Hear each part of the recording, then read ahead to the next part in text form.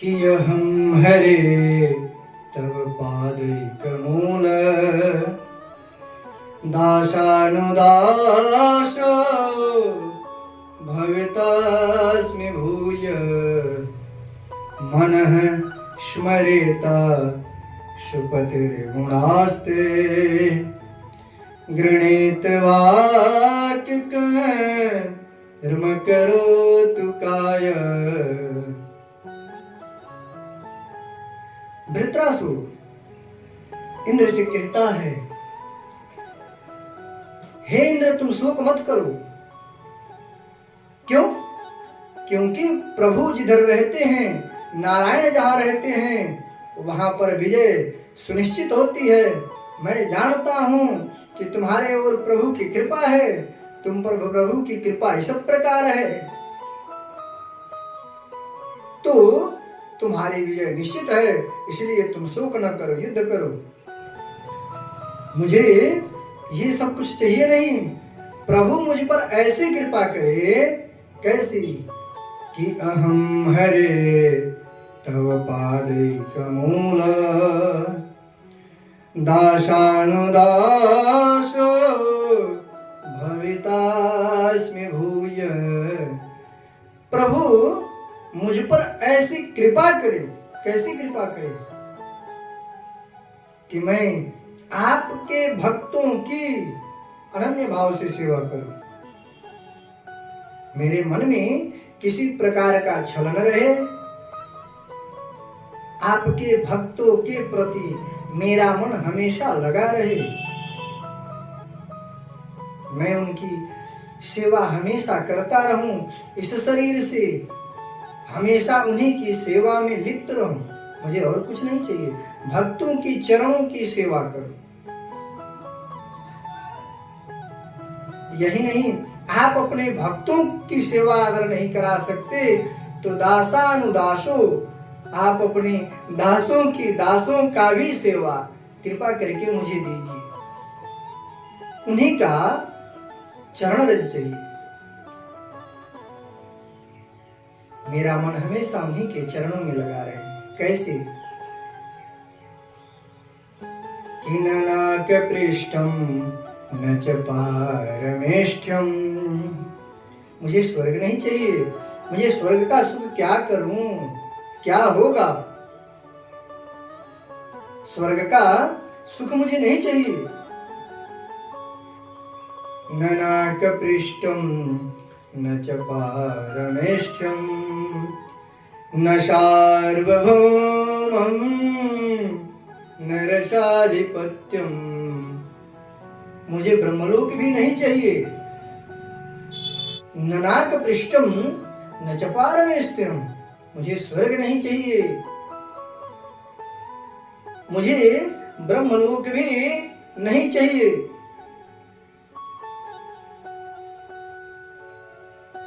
मुझे रसातल का वह राज्य भी नहीं चाहिए जिसके सुख के लिए देवता भी ललाहित रहते हैं। मुझे वह रसातल का साम्राज्य भी नहीं चाहिए।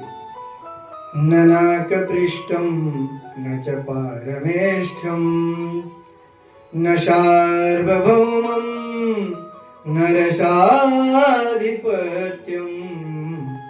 न योग सिद्धे पुनर्भवं वा समंजसा त्वां विरहय्य कांक्षे। फिर क्या चाहिए? रसातल का जब साम्राज्य भी नहीं चाहिए तो क्या चाहिए? तो कह रहा है वृत्रासुर कि मेरे हृदय में आप इस प्रकार भक्ति भरे कि मेरा मन आप ही के चरणों में लगा रहे। कैसे? जैसे वियोगिनी पत्नी, जैसे वियोगिनी पत्नी अपने पति के राह को देखती रहती है। जैसे कोई पतिव्रता स्त्री है, अपने पति से बहुत प्रेम करती है और उसका पति कहीं बाहर चला जाए तो वह पतिव्रता स्त्री हमेशा अपने पति के राह को देखती ही रहती है कि कब वो आएंगे। क्यों? क्योंकि उस स्त्री का मन तो अपने पति में ही लगा रहता है।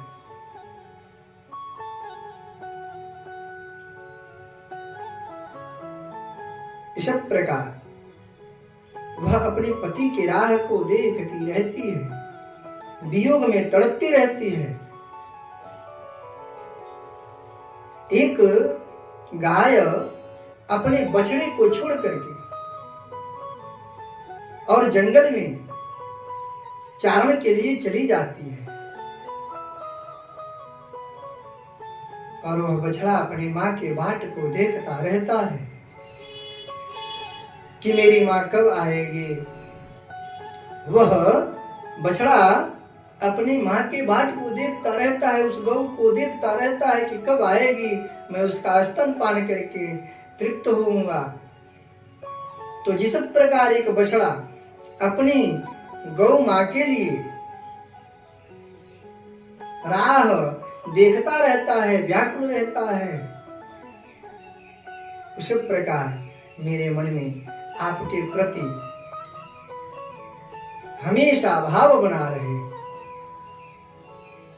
मैं चाहे जिस योनि में जाऊं, मुझे इसका कोई परवाह नहीं, कोई भय नहीं। मैं चाहे जिस योनि में जाऊं, मुझे कोई भय नहीं। मुझे आपकी याद बनी रहे मेरे मन में, मुझे बस यही तो चाहिए। मैं यही चाहता हूँ कि मेरे मन में और कुछ न रहे। हे प्रभु, हे भगवान, आपकी याद बनाए रहे।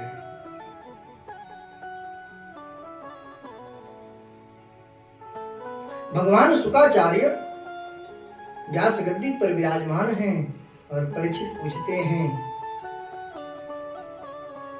कि यह दैत्य योनि में होने के बाद भी वृत्रासुर के मन में भगवान के प्रति इतनी भक्ति, इतनी श्रद्धा कैसे? भगवान शुकाचार्य कहते हैं, राजन, यह वृत्रासुर पूर्व जन्म में चित्रकेतु नाम का राजा था। गंधर्वों में इसकी गणना हुआ करती थी। एक बार राजा चित्रकेतु पुत्र मोह में व्याकुल थे, उन्हें कोई संतान नहीं था। राजा चित्रकेतु की 1 करोड़ रानियां थी।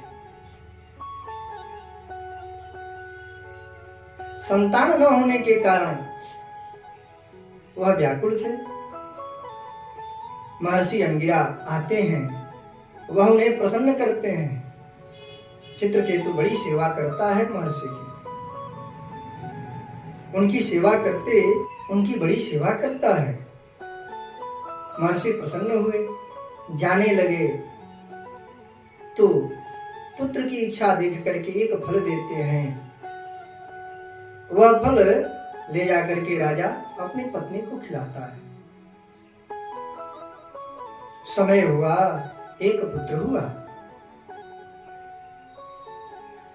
कुछ समय जब वही व्यतीत होता है, अन्य रानियों को लगा कि राजा अब हमसे स्नेह कम रखते हैं, हमारे प्रति उनका भाव कम हो गया है। हमारे पति केवल बड़ी रानी के सिवा हम लोगों से कम प्रेम कर रहे हैं, उनका प्रेम भी हमारे प्रति कम हो गया है। सभी रानियों के मन में यह द्वेषभाव उत्पन्न हो गया, ईर्ष्या की अग्नि जल उठी। सभी रानियों ने आपस में परस्पर भाव बना करके और उस बालक को विष देती हैं, वह बालक मर जाता है। अब राजा चित्रकेतु बड़ी व्याकुल हो गए, बड़ी दुखी हो गए, अपने राज्य कार्य को छोड़ दिया और हमेशा शोकाकुल हो करके विलाप करके रोते रहे। तब देवर्षि नारद और महर्षि अंगिरा आते हैं, उन्हें सतत समझाने का प्रयास किया, लेकिन माया ऐसी है कि किसी को सहज में समझने नहीं देती। देवर्षि नारद जी चित्रकेतु की यह दशा देख करके उस जीवात्मा को बुलाते हैं। बुला करके कहा, हे जीवात्मा, तुम अपने पिता के ही पास रहो। वह जीवात्मा कहता है, किस जन्म के यह मेरे पिता हैं? मैं अनेकों जन्मों से भटक रहा हूं। कौन से जन्म के पिता हैं? कितनी बार यह मेरे पुत्र बने, कितनी बार मैं इनका पुत्र बना, और यह किस जन्म के मेरे माता पिता हैं? आप बता दे देवर्षि। वह जीवात्मा देवर्षि को प्रणाम करके पुनः चला गया। जब यह बात चित्रकेतु सुनते हैं, उनका जो माया था, जो माया का भ्रम था, सब दूर हो गया और वह भगवान में लग गए। गंधमादन पर्वत पर जाकर के भगवान की तपस्या करते हैं। शेषनाथ भगवान सहस्त्र फणों के साथ प्रकट होकर के उन्हें दर्शन देते हैं और एक कामक विमान दिया। वह उस विमान पर आरूढ़ होकर के भ्रमण करने लगा। भगवान का भक्त था। भगवान शंकर को, देवाधिदेव महादेव को वह एक बार देखता है कि माता पार्वती उनके पास बैठी हैं और वह संतों को उपदेश कर रहे हैं। जब इस दृश्य को देखा तो उसे भगवान के प्रति परिहास हो गया। वह भगवान के प्रति हंसने लगा। कहता है, जगत के उपदेशक होकर के इस प्रकार के कर्म करते हैं निंदित। उसे भ्रम हो गया। जब यह बात माता के कानों तक पहुंची, माता ने कहा, दैत्यों की तरह आचरण करता है, जा तू भी दैत्य हो जा। उसने क्षमा याचना की। प्रभु कहते हैं कि भगवान का स्पर्श होते ही तेरी मुक्ति हो जाएगी। और वहीं चित्रकेतु राजा दैत्य योनि में होने के बाद भी भगवान का स्मरण बना रहा। भगवान का स्मरण नष्ट नहीं हुआ, क्योंकि भक्ति का भाव, भक्ति का प्रभाव कभी नष्ट नहीं होता। भगवान की सेवा का फल कभी विफल नहीं होता, क्योंकि भगवान अपने ऊपर किसी का ऋण नहीं रखते।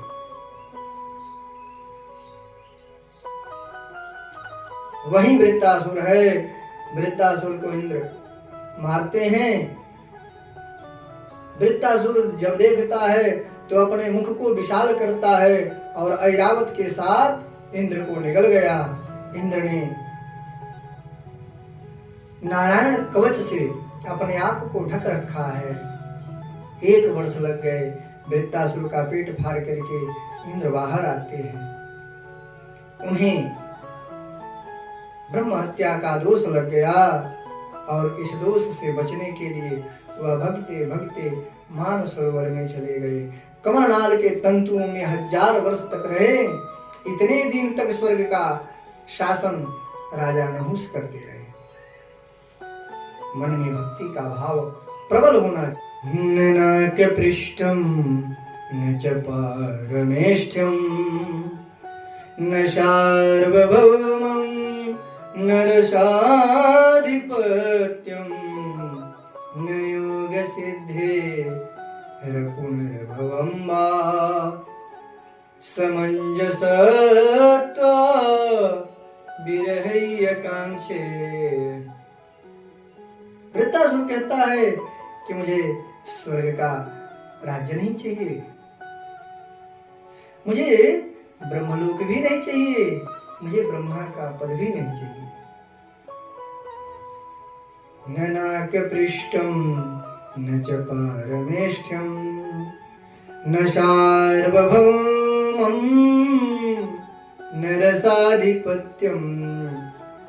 मुझे भूलोक का साम्राज्य भी नहीं चाहिए और यही नहीं भगवान, मुझे रसातल का साम्राज्य भी नहीं चाहिए जिस रसातल के लिए देवगण भी ललाहित रहते हैं। वह भी साम्राज्य, मुझे वहां का भी राजा नहीं बनना।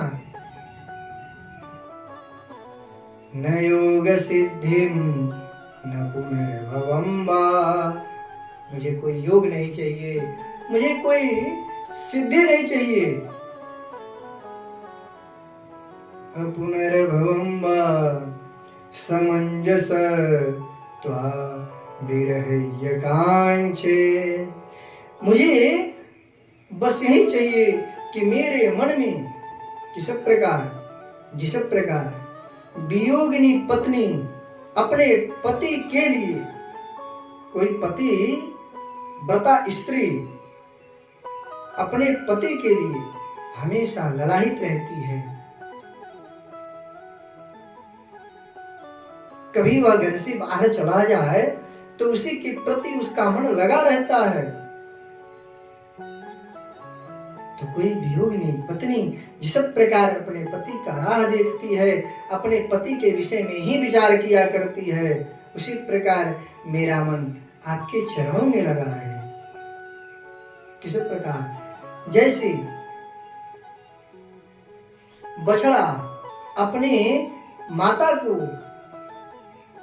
पाने के लिए हमेशा व्याकुल रहता है, जैसे माँ गोचारण के लिए जंगल में चली गई गौ माँ और उसका बच्चा उसको पाने के लिए उसका स्तन पान करने के लिए ललाहित रहता है। उसके मन में कब मेरी माँ चली है कि मैं उसका स्तन पान करके तृप्त हो जाऊं, उसका राह देखती रहती है। और उस गौ माता के आते ही वह बछड़ा व्याकुल होकर के उसके स्तनों का पान करके अपने आप को तृप्त समझता है। उसी प्रकार भगवान आपको पाने के लिए मेरा मन हमेशा छटपटाता रहे। मैं चाहे जिस योनि में जाऊं, मुझे इसका कोई भय नहीं। मेरा मन आपके चरणों में लगा रहे। आप इस प्रकार की भक्ति मुझे दे, और मुझे कुछ नहीं चाहिए। दासुर कहता है कि हे भगवान, मुझे माया का प्रपंच स्पर्श भी न कर सके, आप ऐसी कृपा करें। माया नहीं रहेगी तभी तो हम भगवान के चरणों का स्मरण कर पाएंगे। भगवान सुखदेव स्वामी मंचासीन होकर के जब भगवान का स्मरण करते हैं तो कहते हैं कि प्रादेश मात्रम, अपने हृदय अवकाश में भगवान का प्रादेश मात्र ही ध्यान किया करें। लेकिन किस रूप में? बिजली के समान जिनकी कांति है, मेघों के समान जिनका आभा मंडल है, जिनका शरीर है, चतुर्भुज रूप है और शंख चक्र गदा पद्म धारण किए हुए हैं, रेशमी पीताम्बर जिनके ऊपर फहरा रहा है, कौस्तुभ मणि धारण किए हुए हैं, 5 प्रकार की वैजयंती माला है, श्रीवत्स चिन्ह है जिनके वक्षस्थल पर, ऐसे प्रभु का अपने हृदय अवकाश में हमेशा ध्यान करें। अपने मानस पटल पर हमेशा भगवान का चरण अंकित रहे, भगवान का ध्यान अंकित रहे, तब जाकर के भगवान माया के प्रपंच से दूर करेंगे। भगवान की सृष्टि में, भगवान की बनाई हुई सृष्टि में 2 ही लोगों को माया स्पर्श नहीं कर सके। एक सनत कुमारों को, जो भगवान के मानस पुत्र हैं, ब्रह्मा से लेकर के जीव पर्यंत सभी माया के प्रपंच में फंसे, लेकिन सनत कुमारों ने इस माया को अपने पास से दूर रखा। और दूसरे हुए भगवान शुकाचार्य, जिन्हें स्वयं मायापति आकर के कहते हैं कि तुम्हें माया स्पर्श नहीं करेगी, और वह भगवान शुकाचार्य जन्म लेते ही वन को चले गए।